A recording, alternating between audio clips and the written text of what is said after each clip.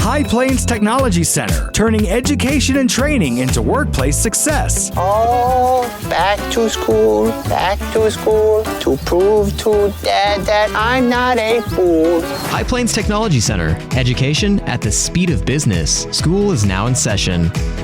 All right, here we are. Good morning. Taylor Burnett back with you once again after a week-long hiatus. Katie, thanks for filling in for me. You're going to fill in again next week. I haven't told you that yet, but it's just the way it's going to have to roll. You know, I usually say I have two of my favorite people at times when I have more than one guest in the studio. I just can't say that today, but no, just joking.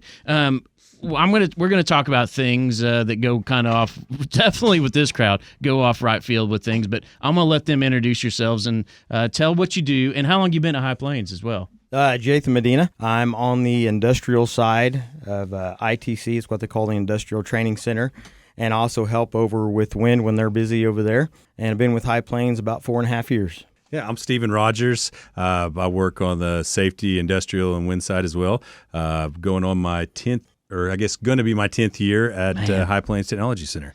So time goes by. See, you combine your For two. sure. You combine your two. Make sure you eat that mic. You combine those two, and that's how long I've been there. So you guys have given me past the gray hair. You've gone into the white hair for me, and it's your fault. But no, I'm going to no hair. So skipping over it. But what I wanted to talk a little bit about is a little bit of the thing that we do out at the Tech Center that not everybody really truly understands in our own backyard. They understand what we do across the nation, believe it or not, even worldwide. But in our own backyard, they kind of don't understand what we do. And what we really do is anything that is going to be customizable, anything safety related, anything that we have to do to try to help businesses grow, whether it is safety related, whether it is continuing education, whether it is just industry standard certifications also. And that's on our biz side, business and industry services. So it's really what we try to do is try to really help businesses out, because guess what? Once again, Northwest Oklahoma, you got to grow your own. You got to make sure what it is. You got to keep businesses around. And the beauty is anybody in our district, a lot of times we get what kind of looks do we get when we shoot the prices from anybody in district, Stephen? Right, it's shock. I mean, yeah, for sure. It's a sticker shock because we feel we are subsidized at times, but we also feel if you're paying into taxes, then that's one of the reasons why we do that as well. You know, a little bit of everybody always thinks that we only do wind training, we only do TAP. You know, it's easy to talk about those things, but listen, we're above all out at our place, and we're about anything that's going to help our industry, our district thrive, our ever-growing district thrive now. But talk a little bit about your guys' background and what do you specialize in? Because we all are do different things out there, but we do specialize in some things. Well, I'm trying to figure it out what some of you specialize in. But. Me too. No, so coming from the fire service and then also having industrial and oil field knowledge as well. That's what really kind of keeps me going. Which I've been out of the field for a little bit, so sometimes it gets a little bit 10 and a half years. Right? Yeah. But we're fortunate enough to be able to go into the field and train and keep those relationships. I think one of the biggest things for me is coming from being a business owner at one point in my life. And I didn't realize what type of assets I had at High Plains, even though both my parents worked there. That's the only reason you were hired, because the last name Rogers. Yes, we needed another Rogers out there. For sure. But no, figuring out what really, the resources that you have out there, because our safety culture is growing so fast and so furious, and it's so expensive right now to sometimes get these things done. And that's where we come in and definitely help our districts out is keep those doors open, because without a good safety culture, without your company, with the ISNets and the Veriforces and the different organizations out there. You just made 3 people have a stroke by saying those things. Right, yeah. Because they can be, they can be taunting, yes. They can be scary. For your larger companies that can have that in-house, sometimes it's a little easier, but for the people out here in Northwest Oklahoma that have maybe some of your smaller companies, man, it's really, really tough to keep a track of all that. Especially Jathan, talk a little bit about what you do, even for those smaller companies as well. Okay. And so what I'll get into first is when Taylor's talking about what we have to offer in the community and everybody in our district. I had no clue what High Plains offered until I went to work there. And it completely amazed me what we had to offer, what we do for safety training and beyond that. And when we go into building and specializing safety training for specific companies, people, office staff, everything. I'll throw a few out there like Valve Tech, Vesco, Woodward County Courthouse, Ace Hardware. It's tons and tons of different ones out there that will call and say, hey, we got to have this. Tri-State. Tri-State. There you go. We got to have this and we got to have it tomorrow. So we'll say, okay, we'll throw some things around on the calendar. I'll do some research. I'll get with Steven. We'll do some things. We'll put a class together and we'll build it and we'll have it, because a lot of these companies that need it right now is because of ISNet, because of OSHA standards, because of this or that, and they got to have it in order to have their people out in the field and working. And, with ISNet and with Veriforce and things like that, it's really a standardized training that you have to have before you can get on location. That's what we're talking about with people. The sad thing is, according to OSHA standards, you don't have to keep an OSHA log for anybody more than 10 employees. Right. What do you see? Because, Stephen, you dealt with ISNet a little bit. Even if some company out there has less than 10 employees, what does ISNet say? They don't care. They don't care. Yeah. We still need to see an OSHA log. And that's the other thing for these companies that have, even if you have 40 people, I mean, it's still so hard, because if you do have one incident, it brings your grades down so far that, man, just managing that and maneuvering through that can be very, very difficult without the right plans in place. And it's sad because sometimes companies even get dinged not having enough employees and sometimes not having injuries. Right. And that's the craziest thing to me.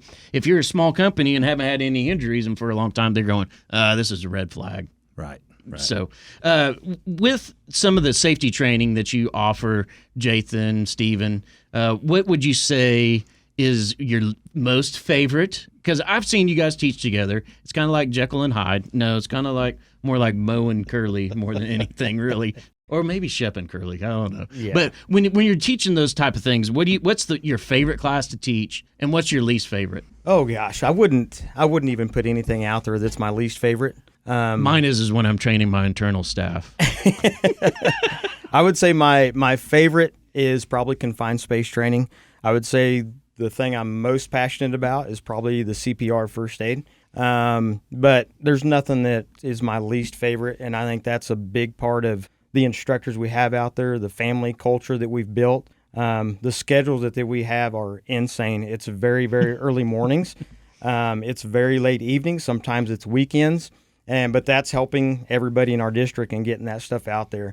But sometimes you feel beat, you feel tired, and when you get to work in the morning and your work family's there to motivate you and push you, it gives you that energy to go in and do what you're supposed to. There's a whole lot of love out there, for sure. There's a whole lot of, and I'm a hugger, so I fit in perfect. So, I think the first text I ever got from Jathan is like, "Hey, you're hired." And he goes, "Okay, thank you, love you." So yeah. So I'm going to piggyback off that, because I think some of these safety classes can get really boring, but man, it sure seems like the people here in our district, Northwest Oklahoma, man, they come in and even if they don't really want to be there, they make it enjoyable for us. And so when we're training these people, even though sometimes it's on maybe a little tougher topic, it sure is cool to see these people coming in and how they relate with us, and just knowing one another is something that makes it a lot easier. One of the greatest things, because is the rewarding aspect of teaching someone and someone calling back, or someone saying, "Hey, you've helped me," or I ran into an incident, and I used these skills to help save someone's life or prolong someone's life. That's one of the coolest things. I mean, that's the most rewarding that I've ever seen. One of the hardest things that I've ever had to accomplish is when I hired Stephen on, had to get out of the classroom more in essence than anything, because it got to be too much. But one of the things that people don't understand about safety training and either industry training is at High Plains. I looked up the number before we came out here last night. What do you think how many people we've trained this year so far? And we have 2 months to go. I'll go ahead and let Jathan answer that because he's really good at numbers. And this is a total number across every industry that comes to High Yes. Plains. Yep. Okay, I'm going. No, you're saying in our side, our biz side. Yeah. Right. I'm going to say somewhere between maybe 10 and 15,000. Well, I will say 10. I'll say close to 10 because it's since January to now. Okay. What about a real number? If we train 10, that'd be amazing. It feels like 10. But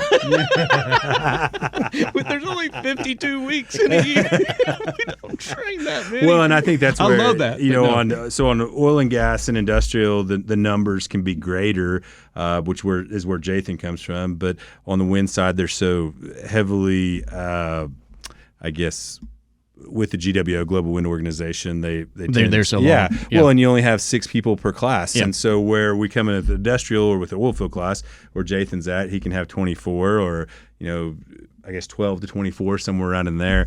And so those numbers were probably bigger for him because he can get through the numbers quicker than what somebody from a wind Okay, side that's a can do. long answer for what's your answer? I was trying to get around the I know answer. you That's what I'm going to go ahead and go with 5,000. Okay, like 31, 42. Okay. Yeah. And that's really normal and it's very high. But to think that 3,000 people, by the time the end of the year, we will be at almost 5,000 guaranteed. So is this where you tell us you want us to do better? Yes, this is your do better talk. Okay. This is a public do better talk more than anything. But no, I mean, it's just kind of cool to know, and I think it gets lost on a lot of other people out there because I think sometimes we can be looked at as adversaries and people looking down upon, hey, you're doing things that their safety people do, but really it's for support, don't you think? Oh, for sure.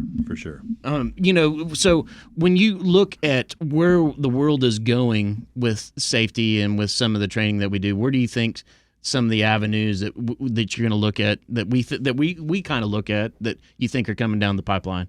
It's funny because you guys, or actually you made the comment whenever I came on that we go from infield training to in-class training to infield, and I really didn't see that at first, and now I've been here long enough that I really see that, and so I think the differences between infield training and maybe at our facility with our classrooms with the biggest thing not being bothered while you're teaching, has a lot of differences there, and so there's things there that I think the big thing with field training right now is it's picking up. You agree with that? Yes. I mean, we're seeing a lot more of that, which can be a lot more difficult because it's going in an environment that you don't know, and so that can be pretty daunting. But I think medic first aid to me is the biggest one that I think in the past years has got slipped by a lot of companies. And man, that's really your foundation of all safety is No question. is that first aid right there, or even CPR, and even at my home. Whenever I go home and around my wife and kids, and I think if we look at a lot of the people that have called back, it hasn't been talks about being at work and having CPR or first aid. It's been with my wife or my granddad or Thanksgiving, and I think that's the thing that I hope people understand is man, some of this training doesn't just stop at work. It goes to your house. Well, that's too. one of the first things that we talk about. Most accidents occur actually at the house or people get hurt at the house and then try to claim it on the job sometimes. Not pointing any fingers, but so I think that the way the future is going, we built our place for a reason, for a purpose, to be able to offer safe training in a safe environment without distractions. I understand why some people do the field training, but it's hard to explain what we have built until they actually see it, don't you think? Oh, for sure. And that's because people honestly don't know even I think our own internal people don't know all the props that we have and all the things that we can do. And, that's one of the things, too, that I'll throw out there. Hey, give Steven a call, give Iridian a call, give Jathan a call, and say, hey, we're looking into this. If we can't do it, what are you going to do, Steven? Oh, we're going to find somebody that can, for sure. Because one of the things we hate to do, honestly, and it gets us in a pickle at times, turning people down. Steven and I have the same mentality at times, and that's what, I love that when he came on, you absorbed. We hate to tell people no, right? Right. Yeah. Well, and I think it goes to your standards as well. But we also want to see people succeed here in Northwest Oklahoma because that's that's what we're here to do. And so if we can't fully teach something and can't go somewhere, we're gonna work with one of our other centers to hopefully come in and help you out. I know we just had one last year that we reached out, and so yeah. Well, thanks for both coming on. I know that I even took you away from training this morning because when Jathan said early mornings, it is early mornings. So blessed to have you guys both on the team at High Plains and to be a part of it. So I'm grateful today, right now. We'll see how the day goes, though. Yeah. All right, thanks a lot. And I won't see you next week, but Katie will.